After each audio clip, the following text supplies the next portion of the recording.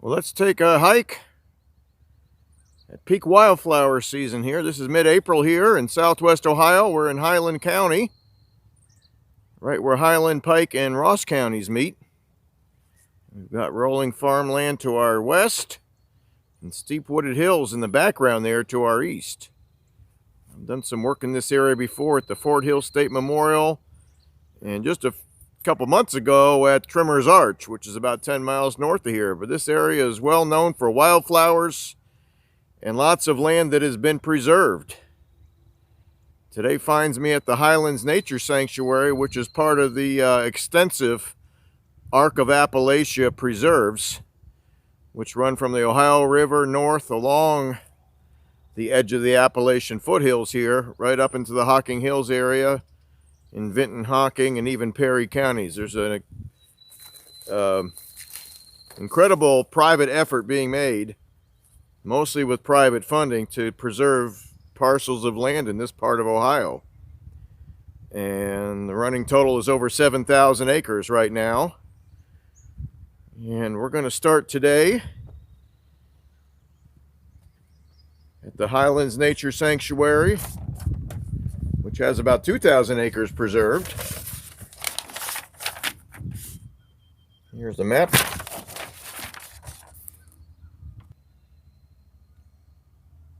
And here's the map of the park where I'm going to be spending some time today. I've got about 7 or 8 hours to explore this area. It's still pretty early in the morning here. But this is called the Highlands Nature Sanctuary, which is part of the Arc of Appalachia Preserve System, which extends for many miles. The Arc of Appalachia has preserved lands for probably almost 100 miles, where the Appalachian foothills meet the rolling plains of Ohio. And right now I am parked at Trailhead number 9, which is the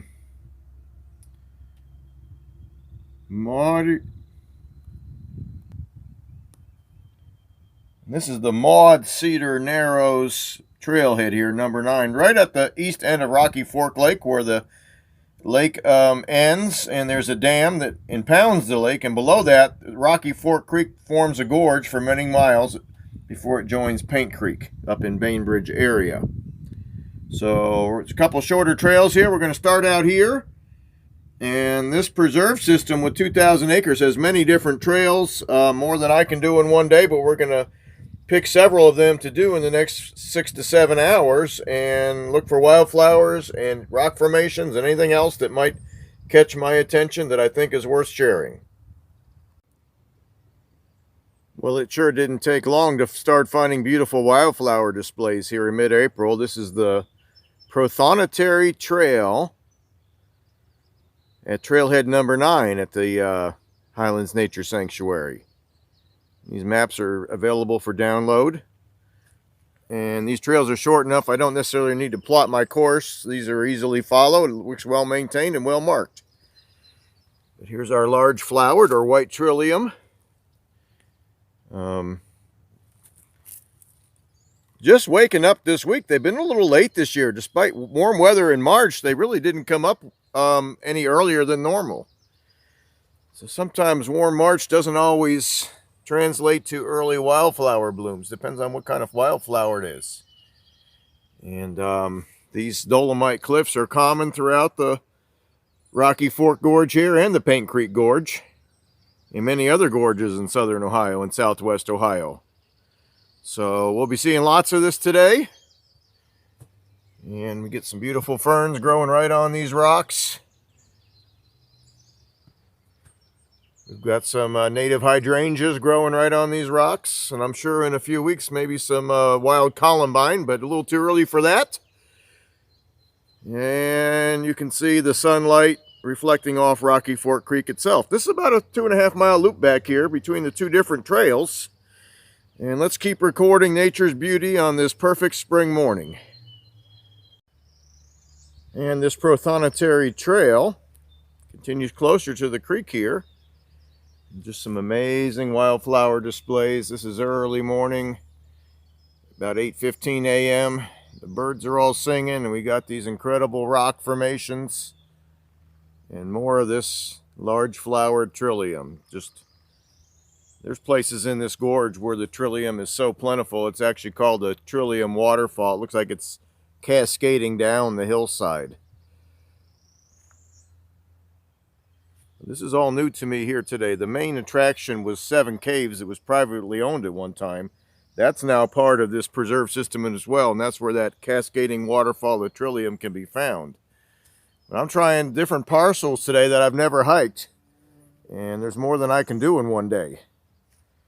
Just these white Trilliums or large flowered Trilliums are everywhere, and really neat to look at early in the morning here with the low angled sun.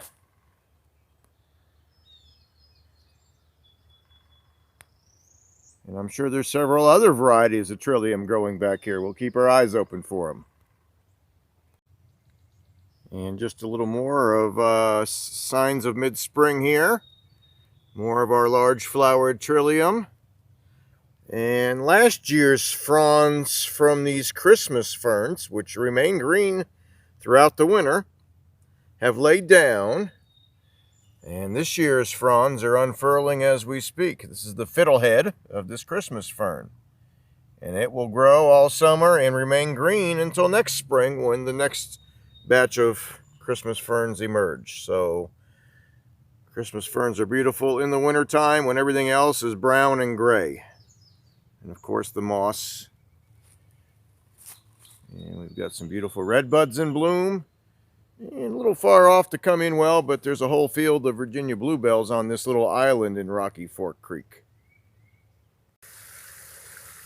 And a little further along the Prothonotary Trail, we've got some Trout Lily with not too many flowers on this particular patch.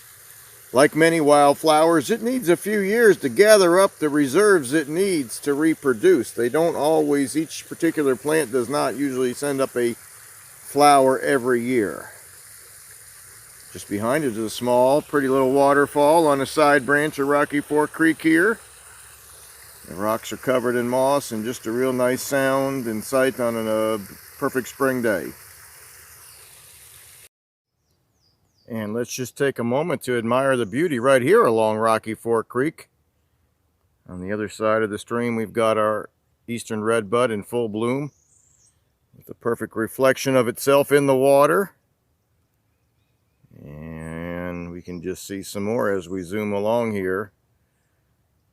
I've mentioned on some of my other hikes done in the springtime, the redbud and the dogwood, they need some sun to really flower. They don't grow in deep shade of other trees, usually in edge areas along roads and old fields, and in this case, a natural opening in the forest created by the stream itself. But I think it's one of the prettiest understory trees you could ever find anywhere. And where it's common, it's very common, especially if you're driving around a lot. You can see it along the interstates and along the roads for miles sometimes. It's an incredible tree, and blooms in early to mid-April at this latitude. And we'll continue on what's now called the Maud Cedar Narrows Trail, which makes a longer loop than the Prothonotary Trail here at Trailhead number 9. And again, more of this perfect reflection of the trees in the creek. Let's do a little look at some understories here. You know, one of the reasons why this area is being preserved is because the ecosystems from the Appalachian Mountains and the Midwest and the Mid-South overlap here. I mean, I don't know how many places west of here you can find witch hazel, but we've got some of this lighter colored bark on this understory plant. It tends to grow in clumps. That's our witch hazel, which if we were here in November would be in bloom, and there are some fruits on it from the bloom of last fall, but they're hard to see at this point. But here's our witch hazel, which I never see in my county, 2 counties west of here, but again, we're near the Appalachian foothills where it is common. Just a few miles from those foothills. And right next to it, with the little bit shaggier bark, is our hop hornbeam, just starting to leaf out. And then a whole bunch of the American hornbeam or musclewood growing right next to it as well. There's clumps of that as well. So these are some understory trees that grow in clumps. Our musclewood and our witch hazel. The hop hornbeam, not so much. Across the creek here is a more open area with some cedar trees and lots more of that eastern redbud in full bloom. Well, our trail has left the rocky hillside with the large blocks of dolomite, and we're in a bottomland area here now. It was probably pasture at one time. Lots of small trees back here, no real large trees. And I'm always looking for things to photograph and just have neat visual contrast. And boy, look at this real rough looking bark of the American elm, which often colonizes these old fields, especially in the bottomlands. Now, it does succumb to the Dutch elm disease, but not at this young age. It's pretty common along many of these hikes in this area. And this is just some really interesting looking bark. It doesn't always get bark that looks like this, but it can, and it does. And so it caught my attention.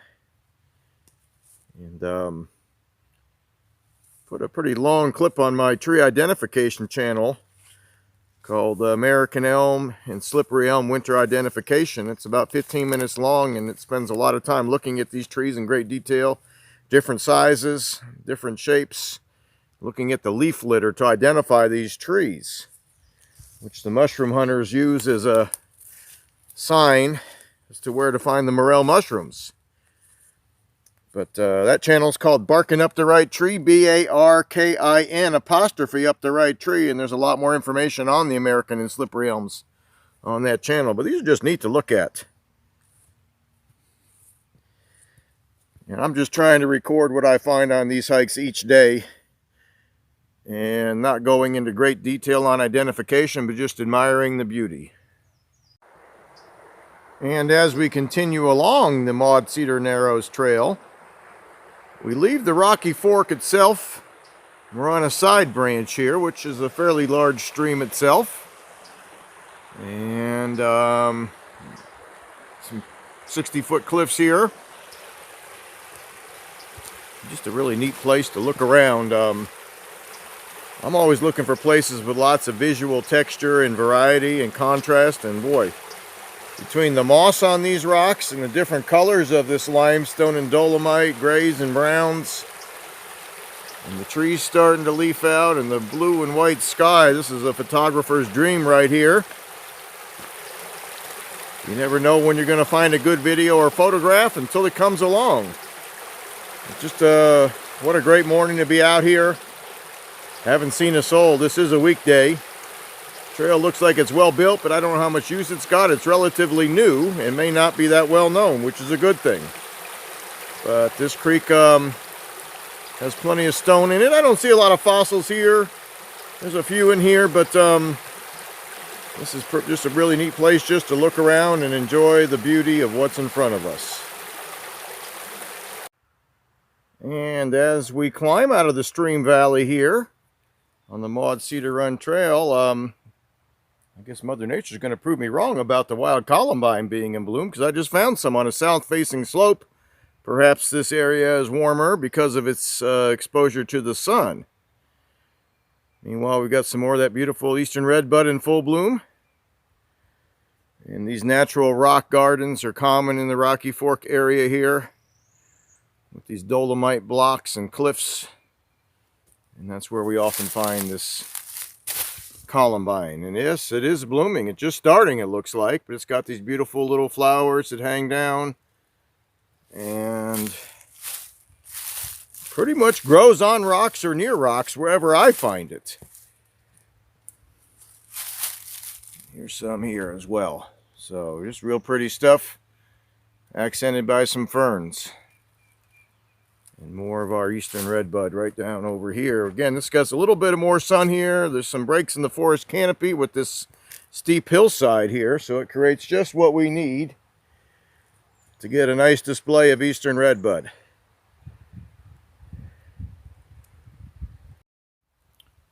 Well, let's take another stop on this tour of the Rocky Creek Valley and the Highlands Nature Preserve with all its little parcels of land that add up to thousands of acres. This is one of the original preserves in the area. This is the Miller State Nature Sanctuary. It was here before the Highlands Nature Preserve was established. It's got 3 short trails here that lead to some interesting rock formations and just incredible wildflower displays. And like a lot of areas in southern Ohio, this was probably somebody's residence at one time. We've got a relatively flat spot here with some yucca and some daffodils, which are not things you'd find growing in the wild. But right behind it, we do have some natural plants as well. And a footbridge across a small stream there, and a little bit of a Ohio buckeye in bloom.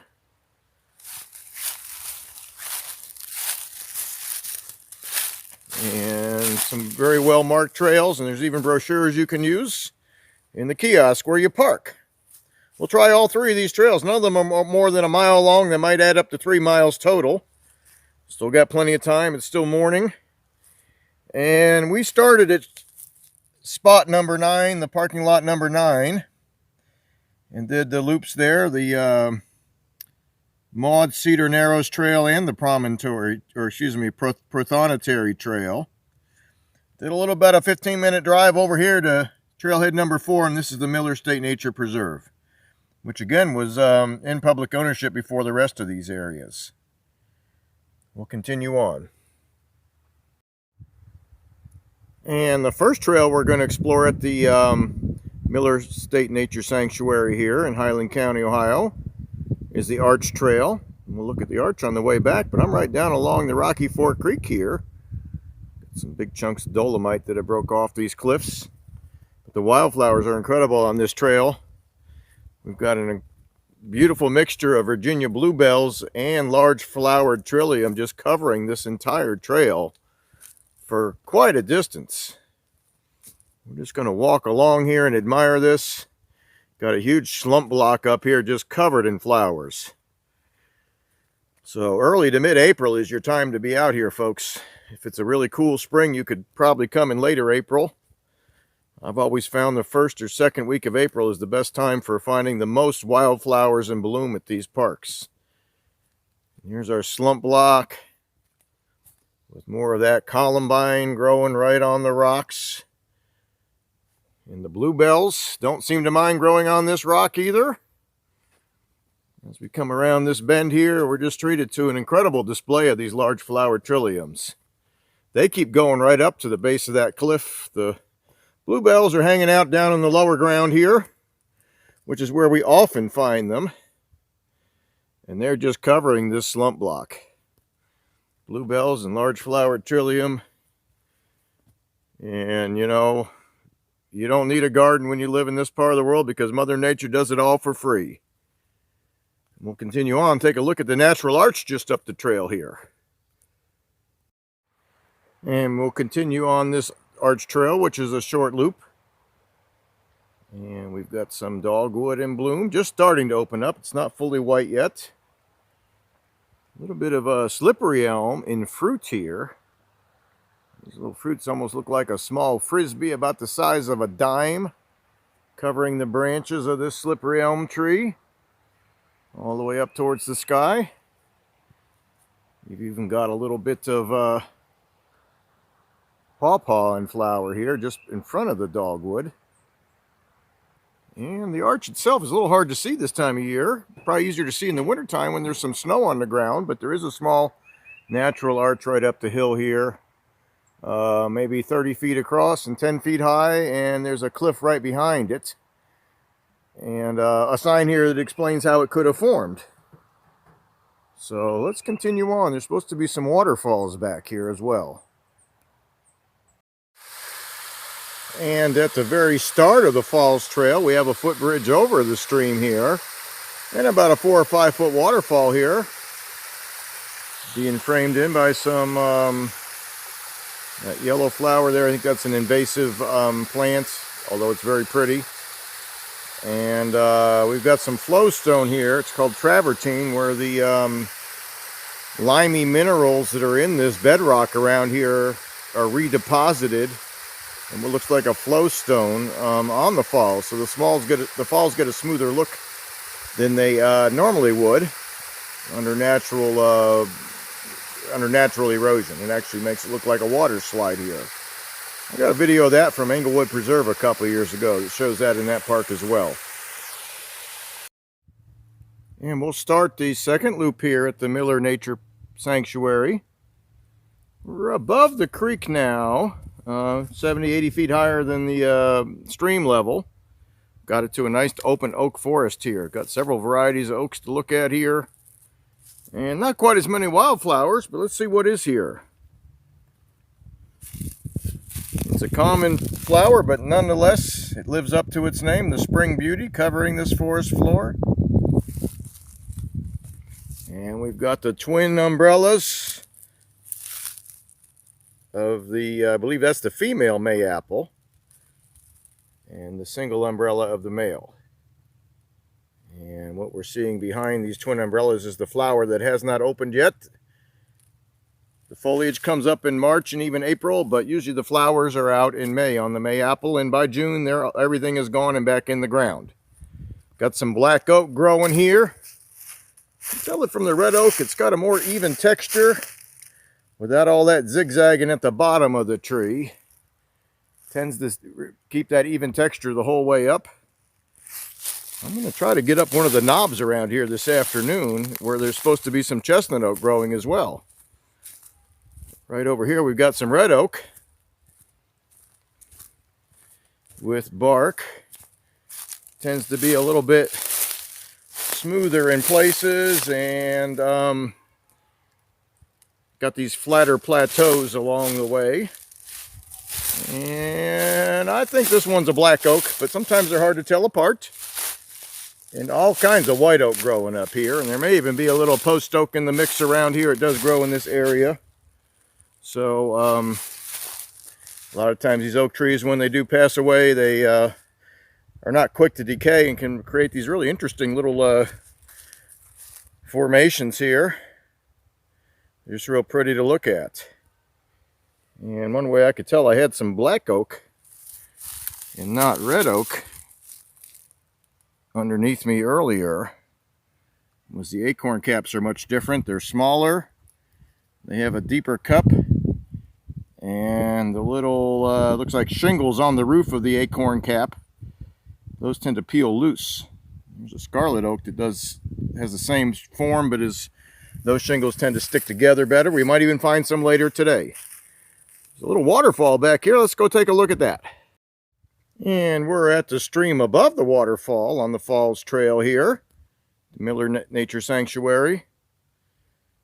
And you know, second, third week of April, sometimes we can catch the early risers and the late risers in bloom all at the same time if we're lucky. I did find that Columbine earlier. This is a plant I found in bloom in early May down in Kentucky last year. And found it here on April 16th. So we're lucky to find it without having to wait any longer. We still have our large flowered Trilliums in bloom here and some wood anemone in the background there. But look at this guy right here. This isn't one I've seen a lot. Found it at Carter Caves last year and had to look it up. This is the shooting star, and all these little buds are going to be opening. This will be covered in these little guys here. It looks like a bird beak, almost, that yellow bird beak there. And it was growing at the bottom of a cliff, just like this is. And this is probably getting a fair amount of warmth, kind of a sunny location here. So, pretty neat looking stuff. And, again, I haven't found it that many times. Really, this is the only second time I've ever found it, and I try to get out in the woods every day that I can. So, shooting star, will be in full bloom in a few more days here. And a great effort has been made to save the soil on this trail, the Falls Trail here, and allow people to enjoy its beauty without damaging these beautiful wildflower displays with the foot traffic. We've got some interesting rock caves in this dolomite across the holler here, and one that actually went all the way through and created a little arch here, just a small one, maybe 10-15 feet across, and you'd probably have to duck to get through it. But what an amazing place just to see flowers, folks. Come out here in mid-April and you won't be disappointed. And This is all new lumber here in 2021, so somebody spent a lot of time out here. This lumber looks brand new. Looks like this was just built in the last few months. This treated lumber hasn't even started to darken up yet from being in the sun. So we've got a couple new flowers to look at here off in the distance. That yellow flower you're seeing is the wood poppy. And I find it on a lot of hikes, but it's not everywhere. It often grows in the same places as the large flowered trillium. I had a great chance to see both those in display at Whipple Nature Preserve about 40 miles south of here last year at this time. And that video is on this channel. It's called the Whipple State Nature Preserve Spring Wildflowers. It's about 15 minutes long. And we'll continue on towards the falls here. And let's just take a few more minutes to admire the beauty of this area. Got some more Virginia bluebells growing right on the banks of Rocky Fork Creek here. Some huge slump blocks. All kinds of redbud growing where there's a little bit more sun along the stream itself, and the beautiful riffles. This stream can be paddled. The access is a little difficult. I did it back in the 90s a few times, and I'm not even sure if those access points are still available. You'd have to look that up, folks, but it is Class 1 rapids until you get down to Paint Creek itself, and then it gets into Class 2 and even Class 3 at higher water levels. So it's a beautiful canoe trip, and I haven't done it in so long. I'm not sure if you can still get to it as easily as you did back then, but a great way to see what I've seen from the water as well. And we'll continue on in just a few minutes. And we'll take one last stop here at the Miller State Nature Sanctuary here in Highland County, Ohio. We've got Rocky Fork Creek in the background there. Some more of those Virginia bluebells in the area right by the stream. And right behind me here you can hear the sound of falling water. And at high water levels after heavy rain, this would really be neat. It's not much coming over it today, but it's still very pleasing to the ears. And some interesting rock formations right around this waterfall that this trail is named after. And we'll continue exploring this Rocky Fork Valley. I've still got time to do one more of the parking areas and the trails that lead from those parking areas. We'll make that decision once we get back to the car. But in the meantime, let's just enjoy a perfect spring day. Highs in the 50s today. That's great hiking weather in my opinion, and it keeps the flowers from coming and going too quick. If you get some cool weather in April, the flowers stick around for many more days than they normally would. And we're at our third and most likely final parking area in the Highlands Nature Sanctuary here in Highland, Ross, and Pike Counties, Ohio. This is still, I believe this is still in Highland County. And this is Trailhead number 2, which accesses the Roundtop Trail and the Barrett's Rim Trail. Barrett's Rim Trail you could see from the Miller Nature Sanctuary right across the creek here. Probably has very similar wildflowers and similar scenery, and I'm sure it's spectacular, but I'm going to go up what's called Roundtop here. It's about 300 feet higher than the parking area. Different geology and probably some different plants. We've got these beautiful redbuds here. Got a power line right away here where the land is kept open, and we've got the dogwoods and the redbuds just soaking up the sun here. This parking lot's not that far, maybe a couple miles from parking lot number 4. Try to get out of my own way here.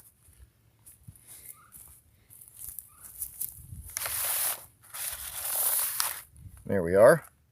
And again, there is a 2.5-mile loop that follows the cliffs and probably has very similar scenery to what we've seen. The Roundtop loop is described on the second page of this printout. This is all available online. And we're getting up into a shale and sandstone bedrock as we go above this gorge. The gorge is limestone and dolomite. Creates a sweet soil for plants that really like it rich and full of nutrients. And we get up on these shale areas, we're going to start finding plants that are a little less choosy and can grow on a sour soil, we call it. And there's supposed to be a chestnut oak barren up there. We'll take a look and see if we can find it. And perhaps some different wildflowers up there as well. And this Roundtop loop was advertised as having nice open woods with a lot of sugar maple. And there is sugar maple in the mix here. And I'm finding a lot of hickory on this lower part of the mountain. We haven't gone up that much yet, but there's several varieties of hickory here. We've got a shagbark hickory right here, living up to its name. And sugar maple sharing the same woods here. Also got a little pignut hickory growing in the mix here. As we go higher on these knobs, the soil gets thinner and the challenges of staying happy as a tree get greater. There's less moisture available during the drier months. It tends to get hotter on the south-facing slopes. So we'll be looking for different varieties of trees up there. But we've got, again, our shagbark hickory here, which could be confused with the shellbark, but I wouldn't expect to find shellbark in this habitat. It could be here. I'd have to double check that. But this is a pig nut right here with some furrowed bark that doesn't flake too much, unlike the shagbark, which almost always flakes. And our pig nut hickory has got a teardrop shaped nut, usually about 1 to 2 inches long, with a very thin shell. So as I pull it apart, you can see that shell is very thin, not even 1/8 of an inch thick. And this, there we go. Shagbark hickory has a really thick husk, probably a 1/2 inch thick with a fairly large nut. And if that were even larger, I would say it's a shellbark. We'll keep our eyes open. Shellbark tends to be more in the moister soils. There could be some up here. I'm not saying there isn't, but this is where I would expect to find shagbark hickory. And I've got videos explaining the differences and similarities of all these trees on my Barking Up the Right Tree channel. And as you climb what's called Roundtop, you go from a mixed forest of maples, red maple, sugar maple, hickories, different kinds of oaks. And I don't know if this is the result of overgrazing, where the soil just eroded away from heavy use from livestock walking over this hilltop. These soils tend to be thin on these shale knobs anyway, so it probably wouldn't take much for it to get to this condition. But as advertised, there is a chestnut oak barren up here. That's all we're finding up here is chestnut oak near the summit of this hill. We are facing southwest here. This would be hotter and drier during the summer and early fall when there isn't always that much rain. And the texture of this shale around here, you can see those little flakes. The water tends to find its way through those layers of shale and not stick around at the surface. So unless it rains a lot every day, these soils can dry out very quickly. And pretty much the only tree growing on this part of the mountain is chestnut oak. And that's got that real thick furrowed bark there. And that thick bark helps prevent it from brush fires that would be common in a habitat like this. Let's go up a little higher, see if we can find some other interesting plants on this hillside. These shale barrens are common in the Appalachian Mountains, especially in the folded Appalachians east of the Allegheny Front. Here, I think they're more probably from human use or abuse than natural causes, but this could be from natural causes too, maybe just consistent brush fires where the soil was burned and then eroded away. But this is definitely a chestnut oak barren and something you can see a lot in the Appalachian Mountains if you know where to look. And just a few hundred yards past that chestnut oak barren, we've changed sides of the mountain here. And we're on the north-facing slope, which would hold its water better. It would not get as hot from direct sunlight at a lower angle. And we're back to finding lots of wildflowers. So obviously that barren was a localized event. It wasn't the whole mountain is covered with that barren. And I wasn't sure where this stuff actually grows. I'm not out in the spring in the Appalachian foothills every year, but I've never seen it in the Appalachian foothills before, actually on a foothill, which is what we're on here. This is our wood poppy. And it's pretty much growing all over the north slope of this Roundtop. along with some squirrel corn, or Dutchman's breeches this is called. And that's a common wildflower in a lot of places. And as we walk along here, let's just take another look at what's available for our eyes this time of year. Got plenty of that wood poppy growing right up the hill here. The whole patch of it right up here, and I can see the leaves of some bloodroot. That's a late March, mid to late March, sometimes early April member of the poppy family, just like the wood poppy, but it has a white flower, and the flower doesn't last more than a few days normally. And we've even got some hydrangea growing on this north-facing slope. So just a couple 100 feet from a chestnut oak barren, we've got a plant that loves moist, cool soils, and that's this wild hydrangea. So obviously the way that this mountain faces, whether you're facing north, south, east, or west, makes a big difference on what grows up here. And I'm going to put the wraps on this 3-station hike, 3 different places we hiked today in mid-April. This Roundtop loop does back around the top of the Roundtop and comes back down the southwest side, back into this chestnut oak barren. There's some other oaks in here too. Here's our chestnut oak sapling just starting to open up. You can see the shape of that leaf and the texture, but it's going to be much larger when it's finished opening up in a few weeks here. So if we got chestnut oak trees coming up in the understory here, it means there's plenty of sun. And this will be what's growing here until eventually the maples can come in and really take over this area. If it's not burned and trodden by livestock, I wouldn't be surprised, you know, in 100 years if this looked different. But for now, it's wide open woods. There's hardly any wildflowers growing on this southwest side. It's just a little too hot and dry here. One plant we do have growing off the trail here, and they ask that you do stay on the trails at this preserve for a lot of reasons. We do have some low bush blueberry growing here. It's already got its leaves. And I'm sure with enough sun, which it does have plenty of sun here, some fruits could be found in June and July and August. So all kinds of interesting habitats up here, and this Highlands Nature Sanctuary has several thousand acres preserved with all kinds of neat stuff to look at all year round, but especially this time of year when a lot of things are in bloom.